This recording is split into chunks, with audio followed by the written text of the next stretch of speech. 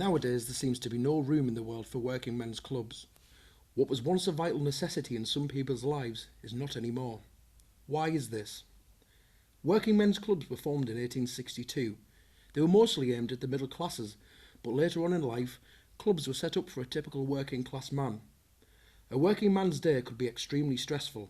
Therefore, it was the norm for them to attend their local club after a hard day's work. With the number of customers attending working men's clubs declining by the day, what is to blame? The recession, the smoking ban, alcohol prices, supermarket booze. There are many aspects that could apply to this question. Why are working men's clubs losing customers, and what does the future hold? Right, I'm 65 now, and I first started attending working men's clubs when I was a teenager. When I was 21-year-old, because you had to be 21 in them days to join a workman's club. I came in 1958 and there was that long of a list to get made members. I got made a member in 1966. It was a just normal thing. See, at my age, when you're a young man, it was a normal part of like being a young lad. You join a workman's club. But when I was 20-year-old, 21, you could go out all night on a 50p piece. You'd be talking about 12 pence in modern day money. But the beer was in a way subsidised in clubs, and that was an attractive thing about clubs. So what was your view on the smoking ban? That was a good thing, because I've never smoked in my life, although when I was young everyone smoked. And all my life my clothes have stunk of tobacco, but now they don't because the smoking ban. But lots of lads who smoke said they'd stop coming in, but they still do. It's killing it.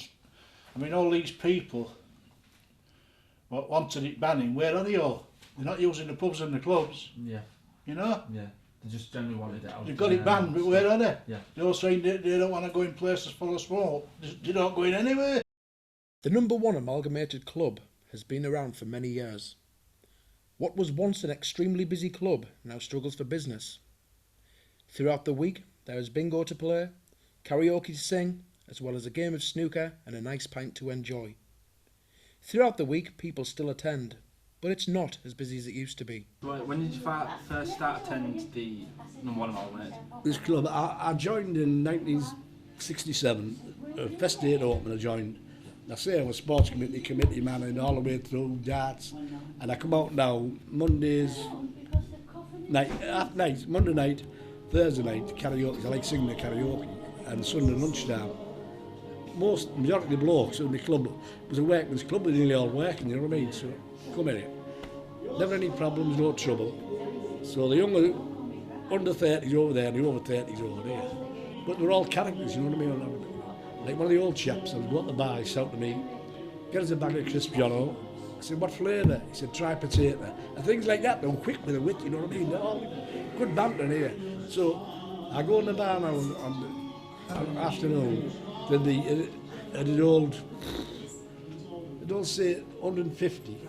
If I go in afternoon now, there'll be 4 people in. North Holmesby Working Men's Club is another club in Middlesbrough. One of the most modern and up-to-date clubs there is.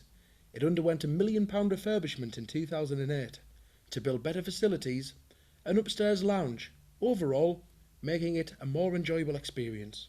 What was it like back in the olden days when you first started? Well, in the old days, the basic in the old days, they were built for what they were meant as, workmen's clubs. So 1960s, 70s, it used to be really busy, particularly at weekends, and as many people talk about when they look back to the past, you had to sometimes queue to get in. But things changed, but it's just, I think a lot of clubs have lost their way. Like our club absolutely, the one I call our club, the Workies, beautifully decorated, perfectly, it's absolutely marvellous. Do you know, like they spent £1 million on the refurbishment? Has that brought more people in there, do you know? It's brought more people into the big room upstairs, because we didn't have a big room upstairs, right. So therefore you couldn't hire the room out. You could hire it out during the week, but you couldn't hire it out on a weekend because it was getting used all the time. You know, but our clubs have changed. I mean, for instance, the other Sunday night I went in, and in the big room, I go in the bar now, but in the big room, there was only, by the end of the night, once the bingo was over, there was 19 people sat in there. That's all there was. So, is this what the future holds? Do working men's clubs have to depend on parties and similar events to survive?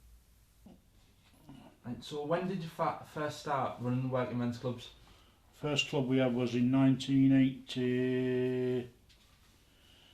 96, yeah. So what was the name of that club? Park Gardeners.